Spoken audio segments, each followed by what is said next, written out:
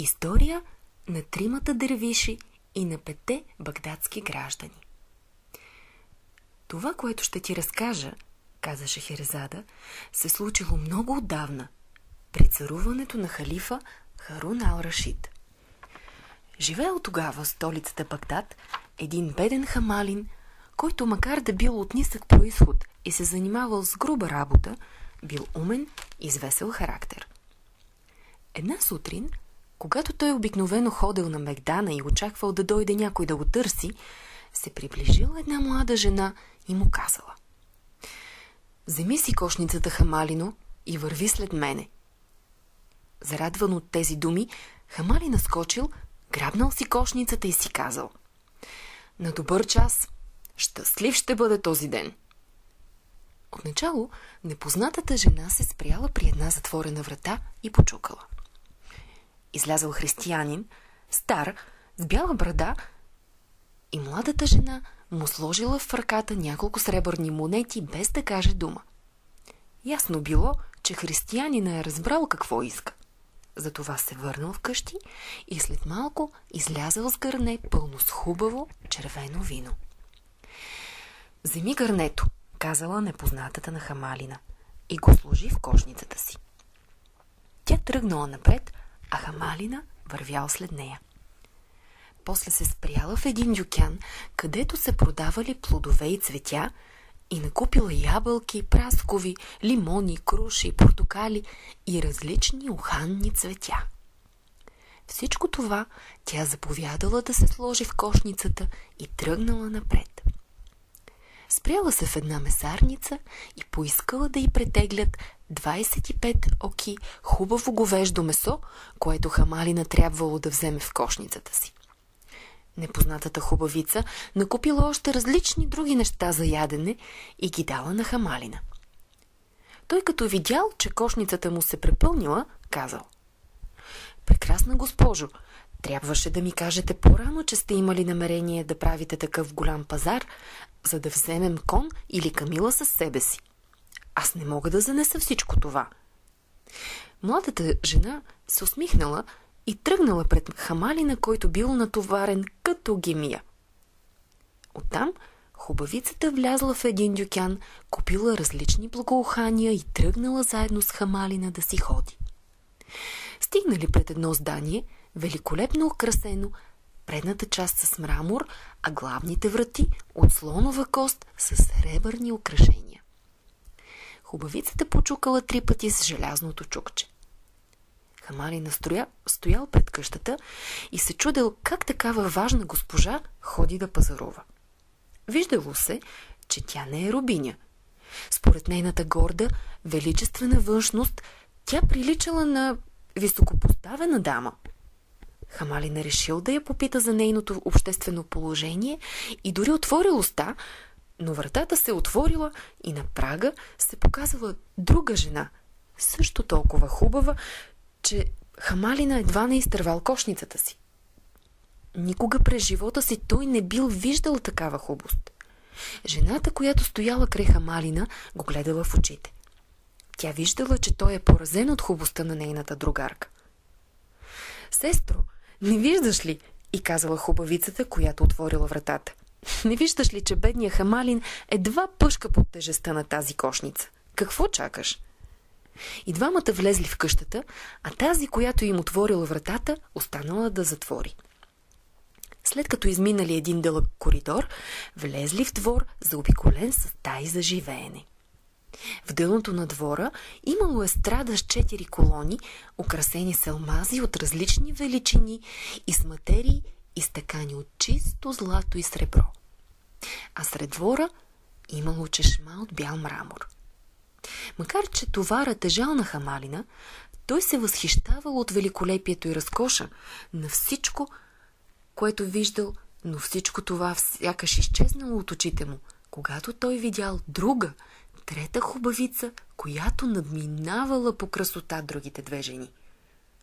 Когато влезли 2 моми, тя станала от разкошния диван и слезнала да ги посрещне.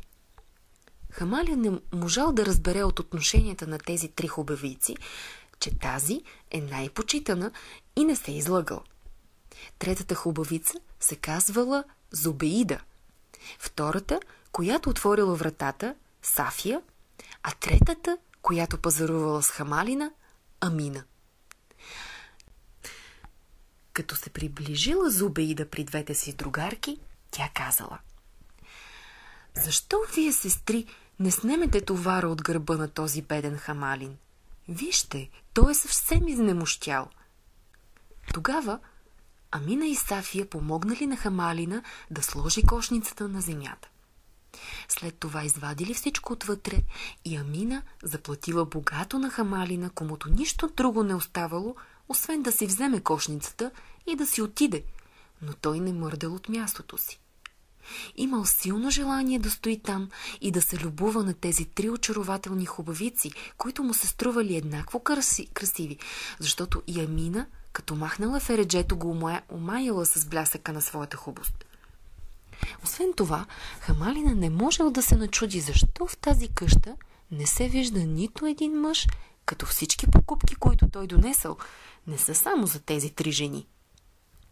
Отначало Зобеида мислела, че Хамалина иска да си отпочине, затова не си тръгва. Но като видяла, че минало доста време, а той не тръгвал, попитала го: какво чакаш? Не ти ли стига това, което ти се заплати за труда? Сестро, казала тя на Амина, дай му още нещо, за да си отиде доволен. Не, госпожо, казал Хамалина, аз не чакам това. Плати ми се добре за труда и аз съзнавам, че вече трябва да си ходя, но толкова съм слисан, че забравих. Простете ми, ако изкажа своето недоумение. Как да си обясня, защо между такива три хубавици няма нито един мъж? Нали се знае, че сред едно женско общество, ако няма мъже, няма и веселие. За да докаже Хамалина това, разказал няколко забавни и острумни вица, като не забравил и багдадската поговорка, която казва, че пиршество става с мъже и жени, и дал възможност на трите хубавици да разберат, че им е необходим четвърти човек, и то мъж, за да бъдат четно число. Трите хубавици останали доволни от шегите на Хамалина и най-после Зобеида му казала: смелостта ти минава границата, приятелю мой. И аз няма какво да се обяснявам с теб. Само ще ти кажа, че ние сме три родни сестри и тъй сме си наредили живота, че от никой не зависим. Ние се боим от всяка намеса в нашите работи. И аз мога да ти кажа думите на един наш умен писател: пази тайните си от всеки го, ако искаш да владееш съдбата си. Можеш ли да бъдеш уверен, че друг няма да те издаде, ако сам ти не можеш да опазиш тайните си? Хубави мои госпожи, казал Хамалина, виждам, че няма в света по-умни и образовани умове от вашите. Макар и да заемам такава ниска степен в обществото и да се занимавам с такъв презрян занаят, то аз съм се старал да си развия ума с четене на научни и исторически книги. Позволете ми да ви отговоря аз с думите на един друг писател, когото много обичам. Трябва да крием тайните си само от бъбривите, които не са достойни за нашето доверие. На разумни хора можем смело да си разкрием душата. Уверявам ви с честната си мюсюлманска дума, че аз съм най-вярно хранилище на всяка тайна. Довери ли ми я човек, значи да я заключи в съд и да я хвърли в морето. На Зобеида й харесало острумието на Хамалина и тя разбрала, че му се иска да остане заедно с тях и да пирува, затова му се усмихнала и казала: ти, мисля, се досещаш, че ние ще пируваме и искаш да останеш да си хапнеш, но напразно чакаш, защото не си помогнал с пари да си купи нещо. Да, казала Сафия, нима не знаеш общоприетото правило: който плаща, той яде. Но Амина казала: моля ви, мили сестри, позволете му да остане с нас. Той е весел и умен човек и може да ни достави удоволствие. Уверявам ви, че без неговата опитност и сила аз не бих могла да купя и половината от това, което ни е потребно.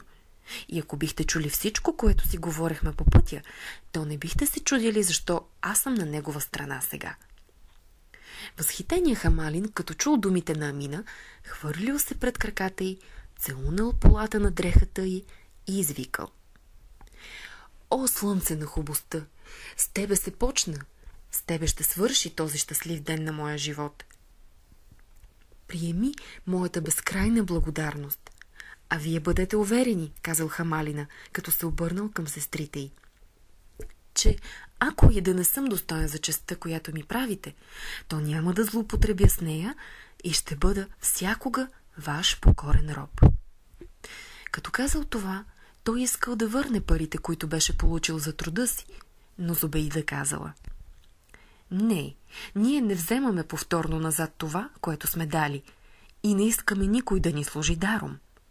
Ние ще те допуснем в нашето общество, но ти трябва да спазваш всички правила на приличието и на вежливостта.“ В това време чернооката Амина си съблякла горната дреха и се заловила да приготвя всичко необходимо за пира.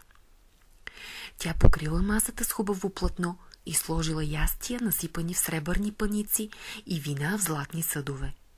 След това повикала сестрите си, които насядали на столове, а между тях засмян души Хамалина. След като хапнали малко, Амина напълнила чашата с вино и според арабския обичай първо пила тя, след това дала на Сафия и на Зубейда. Четвъртата чаша подала на Хамалина.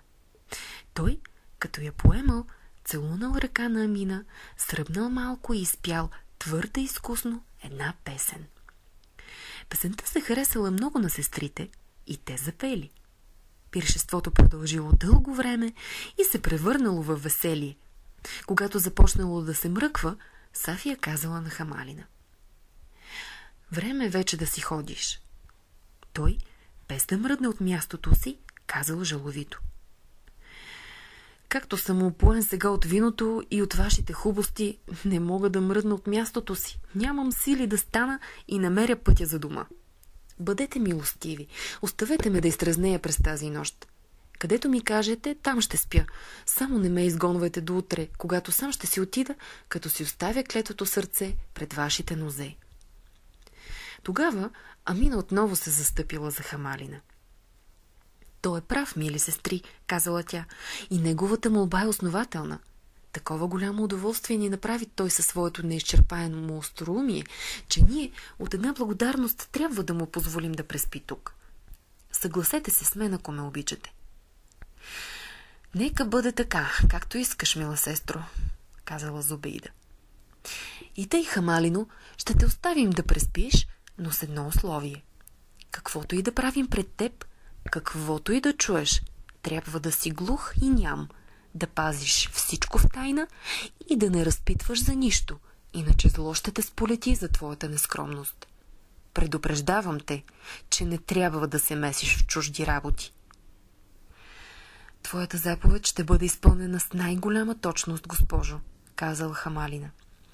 „Аз с нищо няма да дам повод да ме обвиниш или да ме накажеш за нескромност.“ „Можеш да се убедиш“, казала Зубейда, „че ние от всеки го искаме да изпълнява това, което искаме от теб, като прочетеш написаното на другата страна на вратата.“ Хамалина отишъл зад вратата и прочел следните думи, написани с едри букви: „Който пита за неща, които не се отнасят до него, получава неприятни отговори.“ Като прочел това, Хамалина се върнал при сестрите и им казал: „Кълна ви се в честта си, прекрасни госпожи, че няма да чуете от мене дума, която би могла да не ви хареса.“ Изминали 2 часа и Амина отново послала масата за ядене.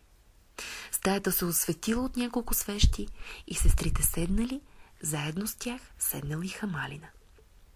Веселия смях и разговор, песните и стиховете отново започнали. Сестрите се забавлявали да опиват Хамалина, наливали му чашите и той пил за здраве ту на едната, ту на другата, ту на третата. Шегите и остроумията пълнили стаята, когато някой почукал на вратата.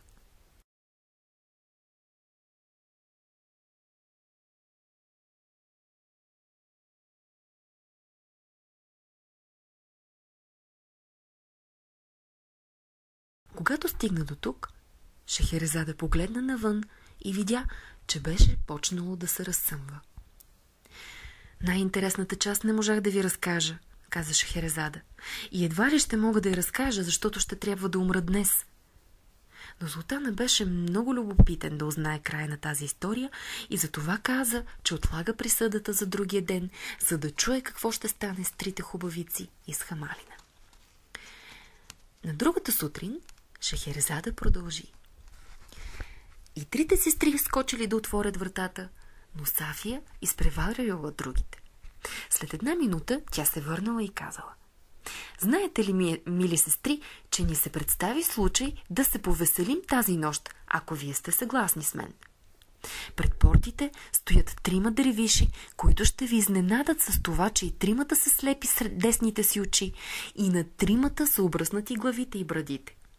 Те казват, че сега пристигат в Багдад за пръв път и тъй като се е стъмнило вече, не могат да намерят къде да пренощуват в един непознат град и затова случайно почукали на нашата врата.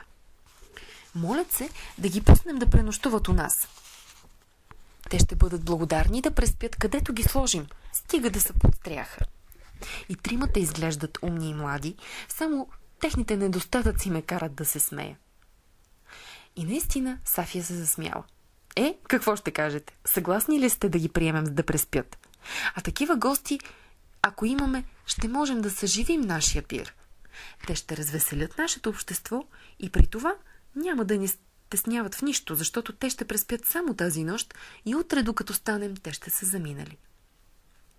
Отначало двете сестри не искали да се съгласят, но Сафия ги склонила и Зубейда казала: добре, пусни ги, но не забравяй да им кажеш с какви условия ги пускаме. И нека и те да прочетат надписа зад вратата. Зарадваната Сафия се завтекла да повика на очакваните гости да влязат. След минута тя се върнала с трима млади дервиши, които като влезли се поклонили. Сестрите казали, че се радват, че могат да услужат на трима закъснели пътници и ги поканили да си подкрепят силите, като си хапнат и си пинат. Хубавата наредба на стаята и голямата любезност на хубавиците убедили дервишите, че съдбата ги е довела в жилище на богати хора. Като седнали, един от дервишите забелязал, че Хамалинът е облечен в дрехи, каквито носели други дервиши, които не се съгласявали с религиозния устав на тяхната секта и които не си бръснали брадата и главата, и прошепнал на своите другари: този трябва да е един от нашите противници. Щом полуза спаля Хамалин чул тези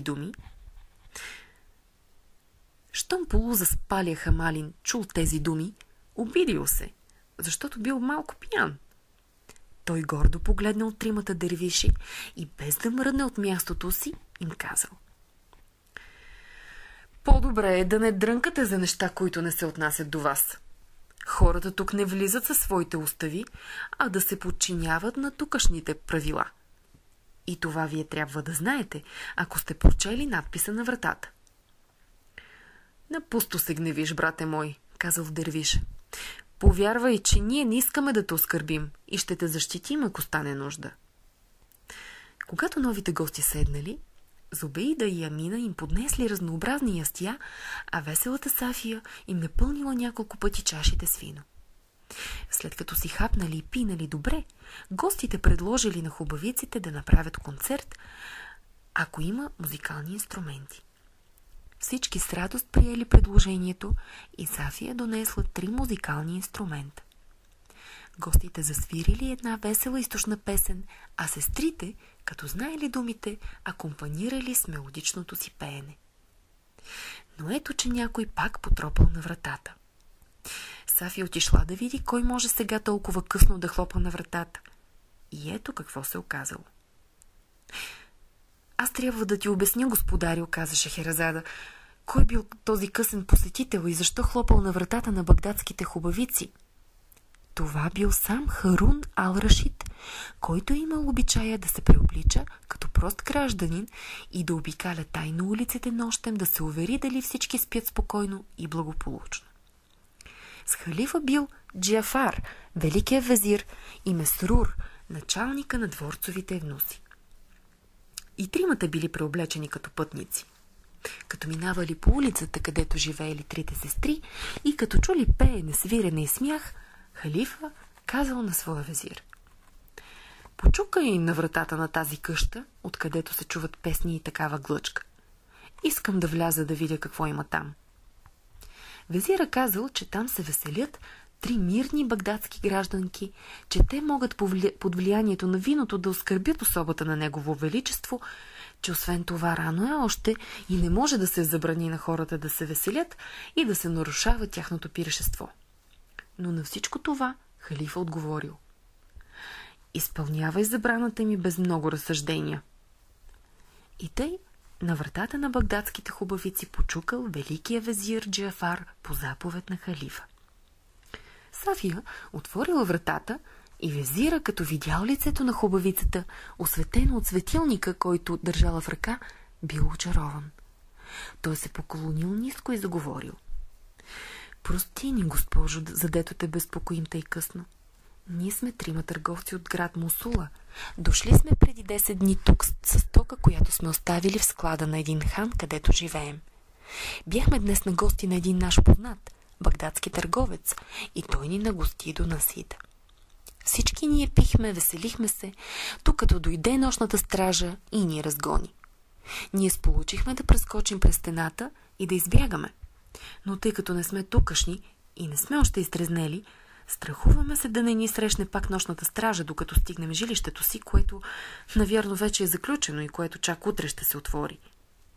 Ето защо, като минавахме покрай вашата къща и като чухме песни и музика, се осмелихме да почукаме и сега се молим, почитаема госпожо, да ни пуснеш да пренощуваме у вас. Ако ти и твоите гости ни намерите достойни да вземем участие във вашето веселие, ние ще се стараем да бъдем достойни за вашата компания. А ако не се съгласите на това, по позволение можем поне да преспим под покрива на вашата къща. Докато Джафар говорил, Сафия имала време внимателно да разгледа както него, така и 2 негови спътници. И като видяла, че те не са от ниската класа хора, казала: не зависи от мене да ви приема или не. Трябва да попитам и ще ви кажа. Ако обичате, почакайте тук. Сафия разказала на сестрите си всичко и те отначало не искали да се съгласят, но отстъпили, както били направили за Хамалина и за 3 дервиши, и решили да приемат непознатите гости. Сафия въвела халифа, великия везир и началника на евнусите в стаята. Гостите се поклонили най-напред на хубавиците, а после на дервишите. Багдадските хубавици се отнесли към гостите си с особена любезност, макар и да ги мислели за прости търговци. Зубеида, като по-стара, казала с цялата си сериозност: заповядайте, седнете и ще ви помолим нещо. Какво? Попитал везира. Нима може да се откаже на царицата на хубостта? Ето какво ще ви помолим, казала Зубеида. Не трябва да казвате никому това, което ще видите в нашата къща. Нито ще питате за нещо, което не се отнася до вас. Иначе ще си навлечете зло на главите си. Готови сме да се покоряваме безпрекословно на волята ти, прекрасна госпожо, отговорил везира. Ние не сме дошли тук, за да ви шпионираме. Имаме си своя работа и няма защо да се месим на чуждите. След това всички седнали и почнали весел разговор, ядене и пиене. Докато везира разговарял с 3 хубавици, халифа не можел да се нагледа на хубостта им. От друга страна, немалко любопитство и очудване възбудили в него 3 дервиши, които били слепи с десните си очи.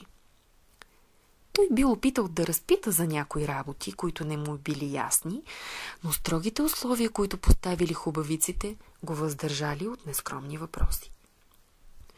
Когато веселбата напреднала, дервишите започнали да танцуват. Всички станали да им пляскат. По-късно Зубеида казала на Амина: време е вече, сестро. Амина разбрала тайния смисъл на тези думи, станала, прибрала съдове, чаши и инструменти и ги занесла в друга стая, а Сафия почистила стаята, наредила я, После казала на дервишите да седнат на едната страна на дивана, на халифа и на неговата свита да седнат на другата страна на дивана, а на Хамалина казала: приготви се да ни помагаш. Ти не си гостенин, а си станал почти наш човек. Хамалин е бил поизтрезнял вече, затова станал, засукал си ръкавите и казал: готов съм, какво ще правя? Добре, казала Сафия, почакай малко, сега ще ти кажа. След няколко минути Амина донесла висок стол и го поставила на същото място, където била масата за ядене. След това повикала Хамалина. Той излязъл и след малко се върнал в стаята, като водел със себе си 2 черни вързани кучета, по чието гърбове личали следи от камшици, и ги завел сред стаята. Тогава Зубейда, която седяла през това време на миндера между дервишите и халифа, станала полека и се приближила до Хамалина, който държал кучетата. Да изпълним тежката си длъжност, казала тя, като въздъхнала дълбоко.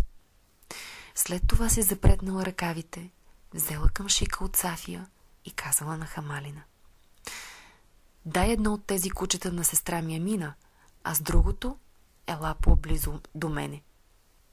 Когато Хамалина направил това, което му се заповядало, кучето вдигнало в глава, обърнало тъжния си поглед към Зубейда и жално завило. Но хубавицата не обръщала внимание на кучешката молба, нито на плача, който изпъвал стаята, а започнала да го налага с камшика, докато се умори.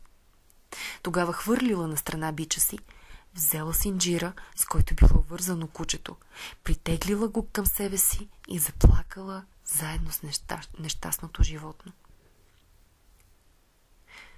Тогава хвърлила на страна бича си, взела синджира, с който било вързано кучето, притеглила го към себе си и заплакала заедно с нещастното животно. След това изтрила сълзите на нещастната си жертва, целунала я по главата и дала синджира на Хамалина, като му казала: заведи го, откъдето си го взел, и доведи другото.